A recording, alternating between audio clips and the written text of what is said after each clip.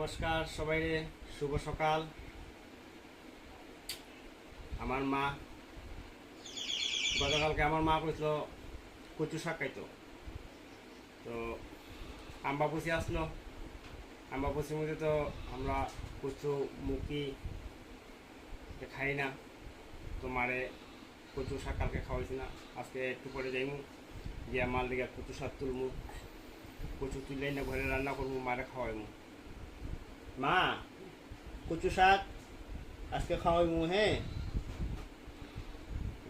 কচু শাক খাওয়াইমু মারে। কালকে রথযাত্রা, আগামীকালকে রথযাত্রা।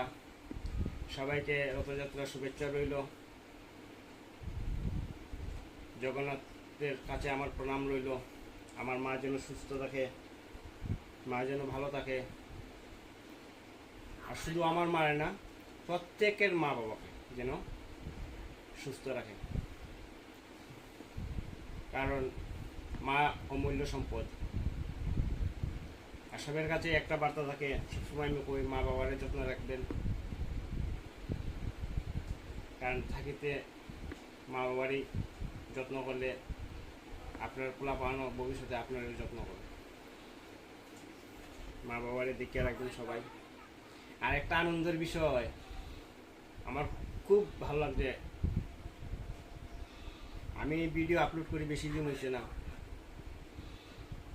15-16 দিন হইব বা 20 দিন হইব। 4-5 দিন আগে আমার মার স্নানে একটা ভিডিও দিছিলাম, ভিডিওটা ভালো ভাইরাল হয়ে গেছে দেখলাম। যাই হোক, আমি তো চাইছি যে আমি কোনো ভাইরাল হইতাম না, আমি আমার মার সেবা যত্ন করতাম। আমার এই সেবা যত্ন দেখে যাতে আমার পাশাপাশি আর 2জন মা বাবার দিকে যত্ন নেয়, এটাই আমি শিখলাম। তো খুব আনন্দের বিষয়, মার যে স্নানের ভিডিওটা দিছিলাম, এই দেখেন 1,21,000 ভিউজ। এখানে কমেন্ট, শেয়ার অনেক অনেক আছে। তো সবাইরে নমস্কার, কারণ আপনারা এইভাবে ছড়িয়ে দিয়েছেন ভিডিওটা সবার মাধ্যমে, আমি খুব আনন্দিত। সব আমার মায়ের লিগা না মা, হ্যাঁ, সব আমার মায়ের আশীর্বাদ। সবাই ভালো থাকবেন, সুস্থ থাকবেন, মা বাবার প্রতি যত্ন নেবেন। শুভ রথযাত্রা।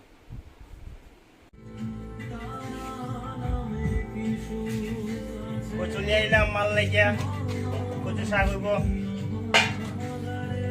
মা, মা কচু শাক এই যে, এদিকে চাও মা।